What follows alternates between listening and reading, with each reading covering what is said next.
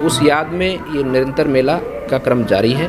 और नवमी के दिन विशेष रहता है कि नवमी के दिन आसपास के गांव के पूरे भारत के लोग आते हैं। रहबारी समाज के लोग पूरे देश भर से पधारते हैं, क्योंकि रहबारी समाज बाबा मस्तनाथ जी को अपने इष्ट देवता के रूप में मानता है। इन दिनों रोहतक में बाबा मस्तनाथ का मेला लगा हुआ है। हमारे साथ महंत बालकनाथ जी हैं, उन्हीं से पूछते हैं कि यहाँ की क्या महिमा है, क्या यहाँ के इतिहास है। बाबा जी स्वागत है आपका। नमस्कार। सबसे पहले तो आलख हरियाणा के सभी दर्शकों को मेरा नमस्कार। और आप यहाँ पर बाबा मस्तनाथ मठ स्थल भोर रोहतक में हैं। और ये मठ स्थल भोर रोहतक 8वीं शताब्दी से निरंतर स्थापित है। और इस मठ की महिमा और इस मठ के इतिहास आज से 300 साल पहले जब बाबा मस्तनाथ जी इस स्थान पर आए, और मस्तनाथ जी का जन्म जो है कि वो जन्म उनका कहीं ऐसे प्रमाण मिलते नहीं कि कहीं माता की कोख से उन्होंने जन्म लिया हो। वो जंगल में सबला नाम के रहबारी को मिले थे। रहबारी परिवार से सबला था, जो बहुत बड़ा व्यापारी था। और वो चीनी का, गुड़ का, खांड का, इस तरह का व्यापार, वो खान पान की वस्तुओं का व्यापार राजस्थान से हरियाणा लाना जाना, ये उनका क्रम था। वो उनको एक जंगल में एक स्थान पर महायोगी गुरु गोरक्षनाथ जी मिले और उन्होंने उनकी सेवा की, उनकी प्रार्थना की, उनसे आशीर्वाद प्राप्त करते हुए उन्होंने ये अपनी इच्छा जाहिर की। उनकी सेवा से प्रसन्न होकर महायोगी गुरु गोरक्षनाथ जी ने भी कहा कि आपकी कोई इच्छा हो जो मेरे से पूरी हो सके तो आप निश्चित रूप से मुझे कहिएगा। तो उन्होंने कहा कि मुझे पुत्र की प्राप्ति नहीं है और मैं चाहूँगा कि मुझे पुत्र की प्राप्ति हो, और पुत्र भी ऐसा हो कि आप जैसा हो। तो महायोगी गुरु गोरक्षनाथ जी ने कुछ समय रुककर उनको कहा कि आपके कर्मों में पुत्र की प्राप्ति नहीं है इस जन्म में, लेकिन आपने मुझसे एक मनोकामना मांगी है और मैं आपकी सेवा से प्रसन्न हूँ, तो निश्चित रूप से आपको पुत्र की प्राप्ति होगी। तो 6, 7, 8, 10, 12 महीनों के पश्चात में वो सबला रहबारी का जो मार्ग था, उसी मार्ग पर उसको एक शिशु के रूप में, मात्र कोई 2-3 महीने के शिशु के रूप में एक बालक दिखता है। और बहुत ही सुंदर और तेजवान, उस प्रकाश, सूर्य के प्रकाश की तरह उनका पूरा बदन दमकता है। तो वो देखता है, उस बालक के समीप जाता है और उस बालक को उठाकर गोदी में लेते हुए आस पड़ोस के अपने गांव में, सभी गांव में वो पूछता है कि ये बच्चा किसका है।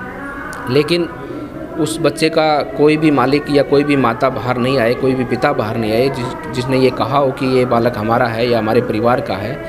तो उस तत्पश्चात उसने ये निर्णय किया कि क्यों ना इस बच्चे को मैं ही पालूं और यही मैं मानूं कि ये परमात्मा ने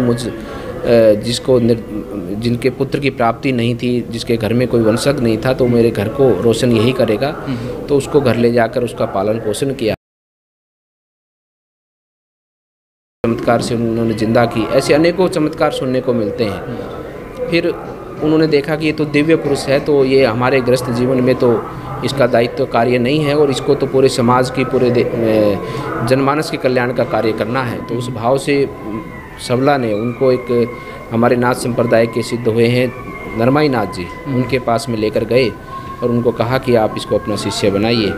तो नरमाई नाथ जी ने उस बालक को देखते ही कहा कि इनको शिष्य कौन बना सकता है, क्योंकि वो साक्षात गोरख स्वरूपी थे। वो पहचान गए कि गोरक्ष अवतार है।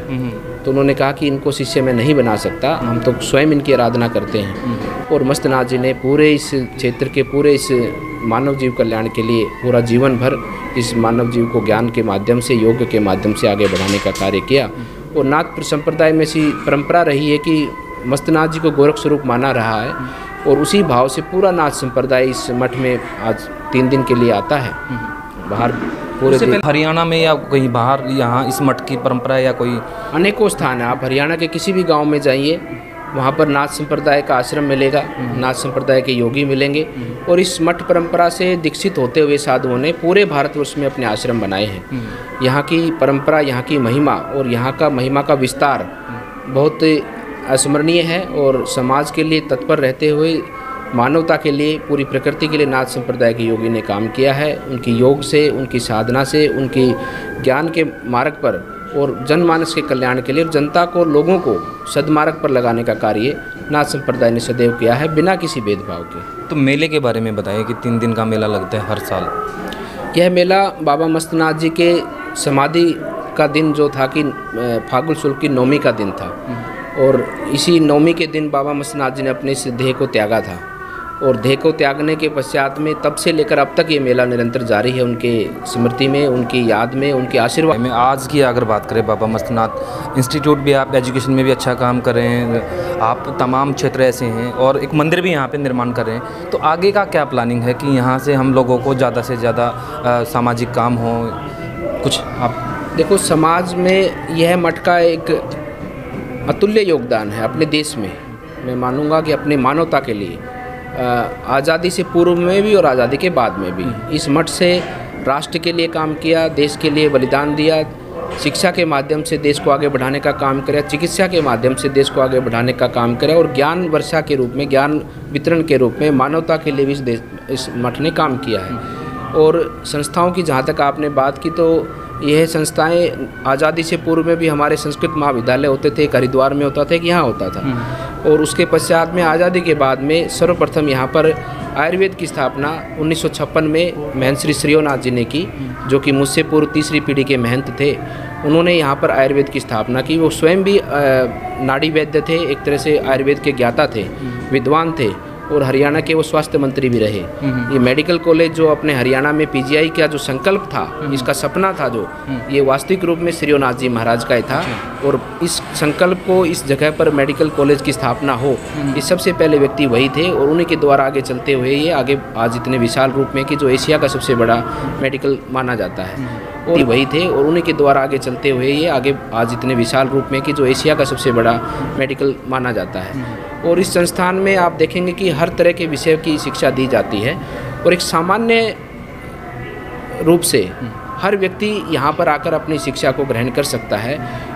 यहाँ पर ये भी बात नहीं है कि कोई हाई प्रोफाइल वाली बात हो या किसी भी प्रकार की, जैसा व्यक्ति आता है उसी भाव से जो उसके मन में होता उतना यहाँ पर देकर और वो अच्छी शिक्षा ले सकता है।